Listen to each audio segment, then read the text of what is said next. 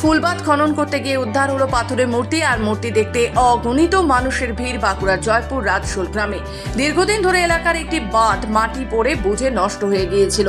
সেই বাঁধ আবারও পুনরায় খনন শুরু হয় কয়েক মাস আগে। সেই খনন কাজ করার সময় জেসিপি মেশিন দিয়ে মাটি কাটার সময় পাথরের মূর্তি কোনো ক্রমে ট্রাক্টরে করে মাটির সাথে চলে আসে লোকের খামারে। আর সেই খামারে মাটি সরজমিন করার সময় উদ্ধার হলো ভাঙাচোরা দেবদেবীর মূর্তি। আর সেই মূর্তি উদ্ধার হওয়ার খবর শুনে আশপাশ থেকে ছুটে আসে স্থানীয় লোকজন। ভিড় জমান রাজশোল গ্রামের নাম পালপাড়া পূর্ণবুড়ির তলায়। এই পূর্ণবুড়িও উদ্ধার হয়েছিল পূর্ণবুড়ির স্নান করা পুকুর নামে পরিচিত ফুলবাঁধের জল থেকে। তখন থেকে গ্রামে পূর্ণবুড়ির রূপে পূজিত হন মা। আবারও কয়েক দশক বাদ একই পুকুর থেকে উদ্ধার হলো মূর্তি। তবে এই মূর্তি কোন দেবতা বা দেবীর বোঝা যাচ্ছে না। কেউ বলছেন বিষ্ণু, কেউ বলছেন কৃষ্ণ, কেউ বলছেন রাধিকা, কেউ আবার বলছেন লক্ষ্মী।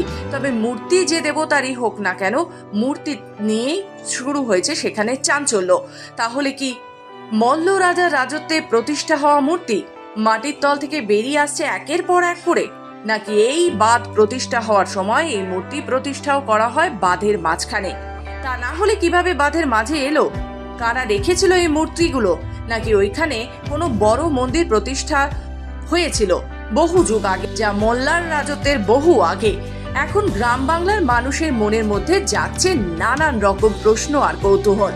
কি বলছেন গ্রামের মানুষ, চলুন শোনাবো আপনাদের।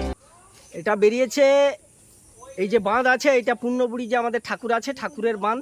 আমাদের তাকে বলুন। কোনো এক যুগেতে এটা কাটানো হয়েছিল, তখন বেরিয়েছিল। আবার মানে বহু যুগ পরে এই পুকুর খনন হচ্ছে। তার এই যে সমস্ত জাঁট বলে যেটা প্রতিষ্ঠা করা হয়, সেই জাঁটের কাছ থেকেই এই মূর্তিটা বেরিয়েছে। কি মূর্তি মনে হচ্ছে? এটা মূর্তিটা তো এক হাতে চক্র, একদিকে চক্র, দুদিকেই মূর্তিটা রয়েছে। একদিকে মানে শঙ্খ আর একদিকে চক্র, দুদিকেই মূর্তিটা রয়েছে। তবে দুটো মূর্তি। হ্যাঁ, এটা মানে কৃষ্ণ রাধিকা না লক্ষ্মী নারায়ণ নাকি, এটা তো আমরা ঠিক বুঝতে পারছি না। আমি রাস্তায় পেরিয়ে যেতে দেখলাম একটা পাথরের মতো কি অবস্থা, পাঁকটার সঙ্গে জড়িয়ে রয়েছে। দিয়ে সেই পাঁকটাকে সরিয়ে দিয়ে দেখলাম একটা একটা টুকরো টুকরো মূর্তিগুলো পরপর পরপর বেরিয়ে আসছে। কোথা থেকে পাওয়া গেছে এটা? ওটা ওই ফুলবাঁধ যে বাঁধ খনন কার্য হচ্ছে, সেই বাঁধ থেকে জিসিপি থেকে তুলে পাড়ে তুলে দিয়েছিল, রাস্তার গায়েতে সেই অবস্থাতে ছিল। আমি পেরিয়ে যেতে যেতে লক্ষ্য করা। এটা কি ঠাকুর মনে করছেন? এটা বিষ্ণু না লক্ষ্মী নারায়ণ না মনসা, আমরা ঠিক বুঝে উঠতে পারছি না। এটা কি পাথরের? এটা হ্যাঁ, এটা আগেকার দিনে খুব পুরানো যুগের পাথরের এটা তৈরি।